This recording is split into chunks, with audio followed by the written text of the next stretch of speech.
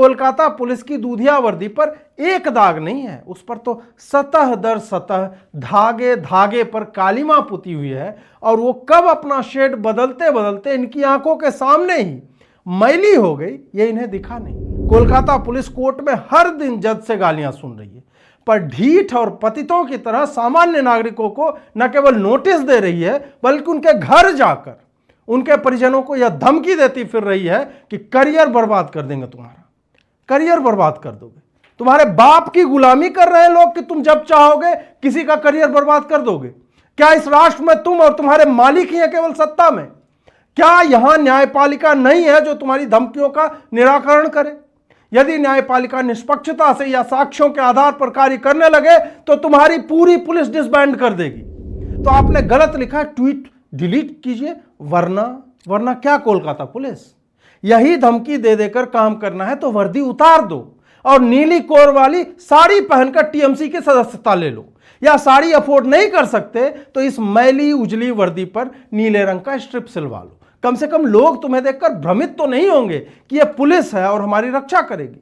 तुम्हें देखते ही लोग समझ जाएंगे कि टीएमसी का कार्य है जो आजकल डंडों और घरेलू बमों की जगह सरकारी पिस्तौल लेकर के घूम रहा है। अब समय आ गया है कि बंगाल एक अलग नियमावली से चले। ममता बनर्जी स्वयं को admiral general air chief marshal, chief justice of Bengal, Aladdin type का कोई पद दे दें। कैंडल मार्च वालों से मेरा प्रश्न है कि कैसे लोग हैं हम? हनुमान जी ने पूरी लंका जला दी थी और हम कैंडल जलाए फिर रहे हैं। ये परिवर्तन, ये कायरता, ये चुप रहने की व्यवस्था क्या सुभाष चंद्र बोस और खुदीराम बोस जैसों की भूमि से अपेक्षित है? हर हिंदू त्योहार पर पत्थरबाजी झेलते, मुहर्रम और दुर्गा विसर्जन में मुहर्रम को मार्ग देते हिंदुओं के हाथ में कैंडल ही बचा है जो जलकर पिघल जाएगा और हमारे हाथ में कुछ नहीं बचेगा।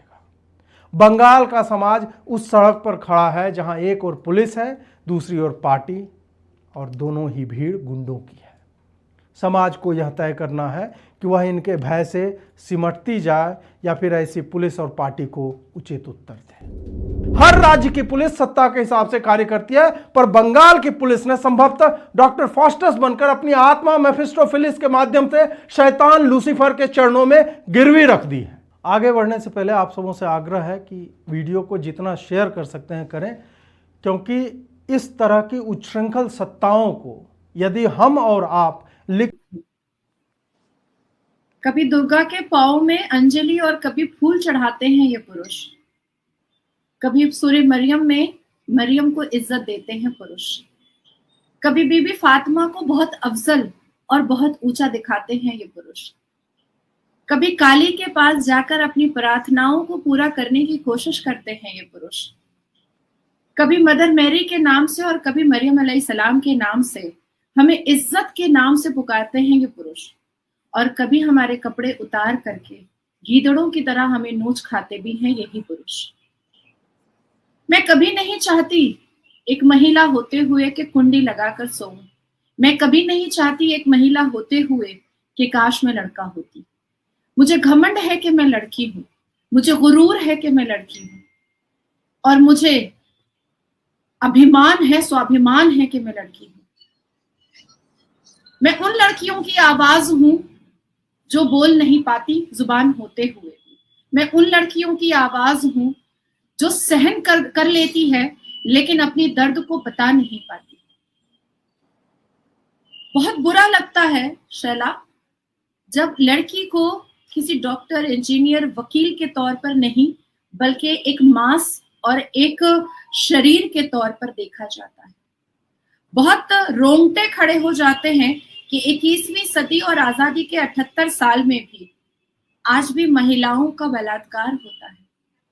बहुत शर्म आती है और नजरें झुक जाती हैं कि एक तरफ तो वुमेन एम्पावरमेंट और नारी शक्ति की बात होती है इस भारत देश में, और आदरणीय प्रधानमंत्री हम नारियों को शिव शक्ति का नाम दे करके चांद और सूरज पर भी बैठा देते हैं, और दूसरी तरफ कभी हम डॉक्टर के रूप में अत्याचारित होते हैं, कभी वकील के रूप में अत्याचारित होते हैं, और कभी एक महिला के रूप में अत्याचारित होते हैं।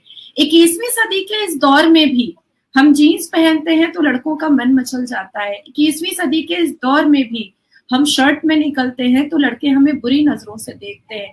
21वीं सदी के इस दौर में भी हम अपनी डिग्रियों के सहारे से जब बड़े बड़े पदों पर बैठते हैं तो हमें प्रोस्टिट्यूट या रखेल का नाम दिया जाता है। 21वीं सदी के इस दौर में भी अगर लड़की रेड लिपस्टिक लगा ले तो उसको आवारा और बच्चलन कहा जाता है। 21वीं सदी के इस दौर में भी अगर एक माँ अपने सिंगल मदर अगर अपने पूरे परिवार के साथ, अपनी पूरी इज्जत के साथ अपने करियर को संवारने और सजाने की कोशिश करती है तो उसको अभद्र गालियों से नवाजा जाता है।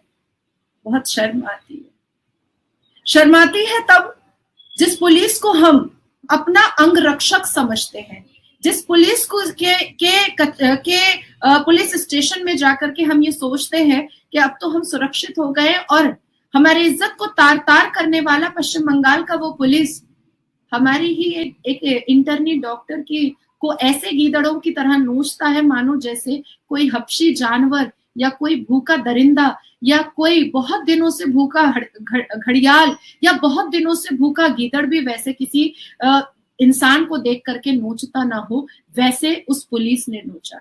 अपने बाइक पर कोलकाता पुलिस का स्टिकर लगाने वाला और अपनी छाती पर वर्दी पहनने वाला सिविक पुलिस, जिसने ये कहा होगा अपने इंटर्नशिप के दौरान या अपने प्रैक्टिस के दौरान या अपने को वो वर्दी पहनने के दौरान के इस राज्य की वो हिफाजत करेगा, और उसने एक इंटर्नी डॉक्टर की इज्जत को तार तार से नहीं किया। चश्मे को फोड़ करके उसकी आंखें फोड़ डाली। कश्मोकश में वो बच्ची इंटर्नी डॉक्टर जब अपनी जान को बचा रही थी तो उसकी उंगलियां तोड़ डाली। जब उठ करके खड़ा होना चाह रही थी और बलात्कार से खुद को बचाना चाह रही थी तो उसका टेलबोन तोड़ डाला। जब अपने पैर से धक्का मार करके बलात्कारियों को अब भागना चाह रही थी तो उसके पैर तोड़ डाले।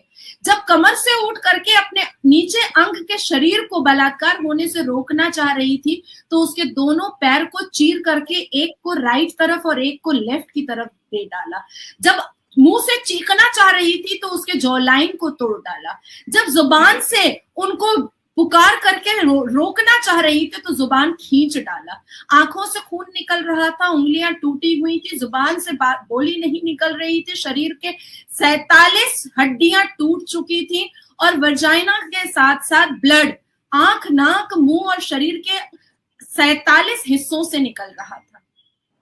ये बलात्कार नहीं था, सिर्फ बलात्कार नहीं था। 21वीं सदी के भारत में बढ़ती हुई लड़कियों को, पढ़ती हुई लड़कियों को, पंख लगाकर उड़ती हुई लड़कियों को, शिक्षित होती हुई लड़कियों को, अपने आप को कहीं ना कहीं बड़े बड़े पदों पर सपना देखती हुई लड़कियों को कि पर को काटने का एक संदेश था। ये सिर्फ महज बलात्कार नहीं था, ये उन लड़कियों को भयभीत करने का एक एग्जाम्पल था जो लड़कियां अपने आप में कुछ बनने का, कुछ कर गुजरने का, इस पूरे भारत की शान आन बान बनने का सपना देख रही थी और कह रही थी कि हम तो मर्दों से भी बढ़कर हैं।